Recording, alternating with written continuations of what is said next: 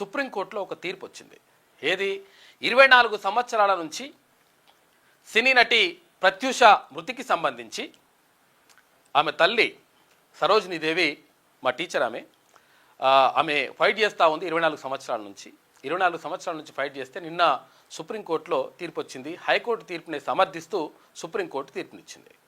ఈ నేపథ్యంలో ప్రత్యూష తల్లి మా టీచర్ సరోజినీదేవి మాట్లాడుతూ, నాకు ఇంకా పూర్తి స్థాయి న్యాయం జరగలేదు, ఎందుకంటే డబ్బున్నోళ్ళకు ఒక న్యాయం, డబ్బు లేని వాళ్ళకి ఒక న్యాయం జరుగుతూ ఉంది అనేటువంటి ఆరోపణ కూడా చేసింది ఆమె.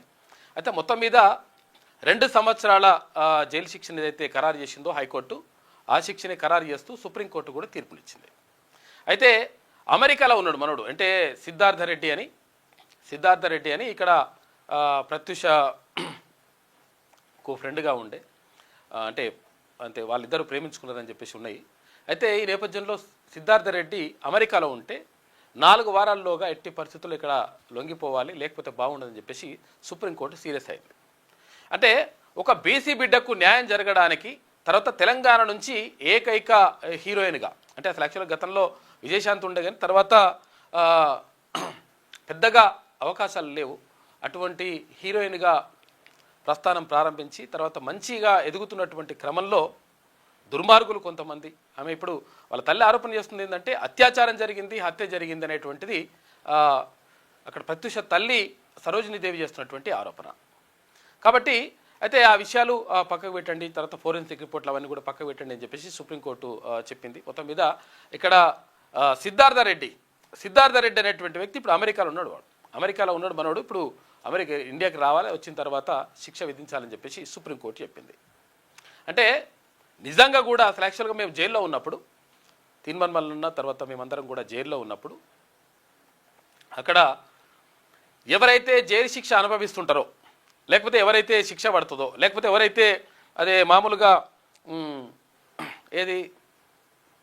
నిందితులుగా ఉండి అక్కడికి జైలుకు వస్తారో వాళ్ళలో 100కి 95% లేకపోతే 99%, 100కి 95 నుంచి 99% మంది ఎవరుంటారంటే లాయర్లను సరిగా పెట్టుకోలేక, తర్వాత మనము సరిగా ఆ ఖర్చులు భరించలేక, పేదరికం అనేటువంటి కారణం చేతనే ఎక్కువ మంది అక్కడికి వస్తుంటారు. అక్కడ ఎక్కువ ఉన్న వాళ్ళు ఎవరు ఉంటారంటే ఎస్సీ ఎస్టీ బీసీ మైనార్టీలే ఉంటారు, ఎక్కువ మ్యాక్సిమం వీళ్ళే ఉంటారు. అంటే విషయం ఏంటంటే న్యాయం కూడా కొంతవరకు కాస్ట్లీ అయింది, బాగా కాస్ట్లీ అయింది అనేటువంటి ఆరోపణలు కూడా ఉన్నాయి. మొత్తం మీద లాయర్ని మేనేజ్ చేయాలి, లాయర్ కూడా మనకి ఉంటాడో లేడో తెలియదు. కొంతమంది లాయర్ని అయితే నమ్మలేము, అట్లా పరిస్థితి ఉన్నది. కొంతమంది అయితే నిజాయితీగా పనిచేస్తారు, అది వేరే విషయం. అట్లా మొత్తం కూడా న్యాయం తీసుకోలేనటువంటి పరిస్థితుల్లో కూడా ఉన్నాము అని చెప్పేసి చాలా కేసులు మనకు అక్కడ చూసుకుంటే అర్థమైపోతాయి.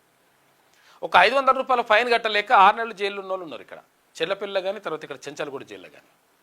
కాబట్టి మొత్తం కూడా అంటే డబ్బునోళ్ళకు దాసోహం అంటా ఉంది, చట్టం వాళ్ళకు చుట్టం అవుతా ఉంది అని చెప్పేసి ఆరోపణలు వినిపిస్తూ ఉన్నాయి. కాబట్టి మొత్తం మీద 24 సంవత్సరాల తర్వాత, అంటే 2.5 దశాబ్దాల తర్వాత, దాదాపు 2.5 దశాబ్దాల తర్వాత మరి ఆ తీర్పు వచ్చింది. మరి సుప్రీంకోర్టు మరి ఇంకెంతవరకు ఉంటుంది, ఏం కథ ఏమనేది చూడాలి. ఇంకా మళ్ళీ వాళ్ళకు రివ్యూ పిటిషన్ ఇంకేదో పిటిషన్ వేసుకునేటువంటి అవకాశం కూడా ఉంటుందంట. కాబట్టి అంటే ఒక బీసీ బిడ్డకు న్యాయం జరగడానికి ఇంతకాలం పట్టింది. తర్వాత పేదరికం అంటే అసలు యాక్చువల్గా మామూలు వాళ్ళకు తర్వాత ధనవంతులకు తేడా ఎట్లుంటుందంటే ఇట్లుంటుంది అనమాట లెక్క. అదే లేకపోతే మామూలు ఓడో అయితే ధనమని తీసుకొని లోపల పడేసి గుంజి లోపల కొడితే ఈ పాటికి ఈ 20 సంవత్సరాలలో 14 సంవత్సరాలు జైలు శిక్ష, అంటే జీవిత కారాగార శిక్ష అనుభవిస్తుండే మామూలుడైతే. కాబట్టి ఇక్కడ సంపన్నులు కాబట్టి తప్పించుకుంటున్నారు అనేటువంటి ఆరోపణలు కూడా ఉన్నాయి. ఇట్లా జరుగుతూ ఉంది. కాబట్టి మనం అర్థం చేసుకోవాలి అసలు యాక్చువల్గా ఎవరి వైపు న్యాయం ఉంది, ఎవరి వైపు న్యాయం లేదు, ఎవరి వైపు న్యాయం అమ్ముడు పోతూ ఉంది అనేటువంటి విషయాలు కూడా నడుస్తూ ఉన్నది. దానిపైన కూడా చర్చ జరుగుతుంది.